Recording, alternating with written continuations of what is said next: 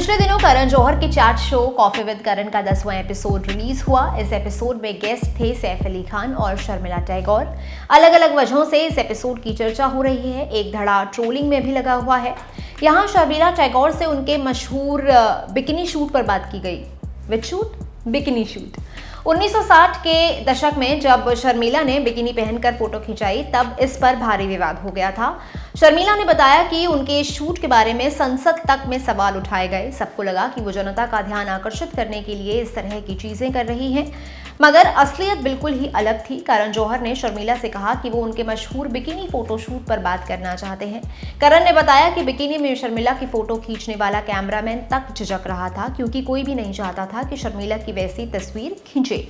सैफ ने बीच में टोकते हुए कहा कि बोर्डिंग स्कूल में उनके दोस्त भी पूछते थे कि क्या उनकी मां है, मगर सैफ को कभी इसका बुरा नहीं लगा, बल्कि उन्हें बड़ा गर्व होता था। खैर, करण के बिकिनी फोटोशूट वाले सवाल पर शर्मिला ने कहा, हाँ, फोटोग्राफर थोड़ा घबराया हुआ था, पर मुझे लग रहा था कि मैं बहुत सुंदर लग रही हूँ, मगर लोगों ने उस फोटोशूट पर जैसे रिएक्ट किया उससे मुझे दुख हुआ। लोगों ने इस चीज को इस तरह से लिया कि मैं सिर्फ लोगों की नजरों में आने के लिए ऐसा कर रही हूँ, जबकि मैंने वैसा कुछ सोचा ही नहीं था। फिर जब वो फोटोशूट फिल्म फेयर में आया तब मैं लंदन में थी, मुझे इस बारे में कुछ पता ही नहीं था जब तक शक्ति सामंत जी का फोन नहीं आया था।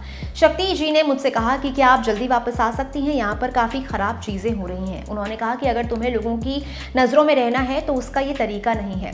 शर्मिला ने बताया कि इस बवाल की वजह से वो काफी उदास थी, क्योंकि जो कुछ भी हो रहा था उसकी उन्होंने कल्पना भी नहीं की थी। ऐसे में उन्होंने अपने पति टाइगर को टेलीग्राम भेजा। शर्मिला जोड़ती हैं, टाइगर का मुझे जवाब आया, मुझे पूरा विश्वास है कि तुम बहुत सुंदर लग रही हो, यही मेरा सपोर्ट था। शर्मिला ने आगे कहा कि उनके बिकिनी फोटोशूट को लेकर संसद तक में सवाल पूछे गए, जो कि उनके लिए काफी असहज करने वाला था। हालांकि इसके बाद उन्होंने आराधना नाम की फिल्म में काम करना चुना, जो कि बहुत बड़ी ब्लॉकबस्टर साबित हुई।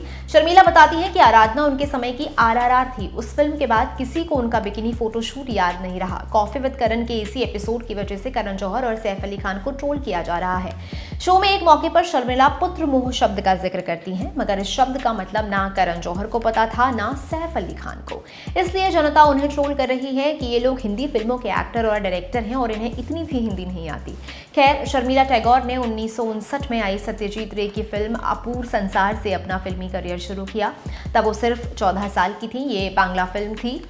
1964 में आई कश्मीर की कली से उन्होंने अपना बॉलीवुड डेब्यू किया। आगे उन्होंने अमर प्रेम, दाग, चुपके चुपके और सफर समेत 50 फिल्मों में काम किया। वो 2023 में मनोज बाजपेयी के साथ गुलमोहर नाम की फिल्म में नजर आई।